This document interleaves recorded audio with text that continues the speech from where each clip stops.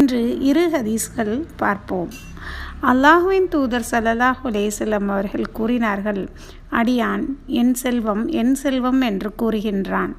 அவனுடைய செல்வங்களில் 3 மட்டுமே அவனுக்குரியவை ஆகும். அவன் உண்டு கழித்ததும் அல்லது உடித்து கிழித்தியதும் அல்லது கொடுத்து சேமித்து கொண்டதும் தான் அவனுக்கு உரியவை. மற்றவை அனைத்தும் கைவிட்டு போகக்கூடியவையும் மக்களுக்காக அவன் விட்டு செல்லக்கூடியவையும் ஆகும். இதை அபூ ஹுரைரா ரலியல்லாஹு அன்ஹு அவர்கள் அறிவிக்கிறார்கள். புகாரியில் இடம்பெற்றுள்ளதாகும்.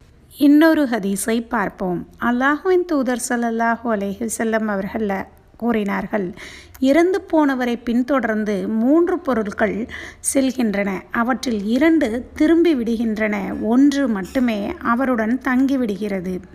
அவரை அவருடைய குடும்பமும் செல்வமும் அவர் செய்த செயல்களும் பின்தொடர்ந்து செல்கின்றன. அவற்றில் அவருடைய குடும்பமும் செல்வமும் திரும்பி விடுகின்றன. அவருடைய செயல்கள் மட்டுமே அவருடன் தங்கிவிடுகின்றன. இதை அனஸ் பின் மாலிக் ரலியல்லாஹு அன்ஹு அவர்கள் அறிவிக்கிறார்கள். புகாரியில் இடம்பெற்றுள்ள ஹதீஸ் ஆகும்.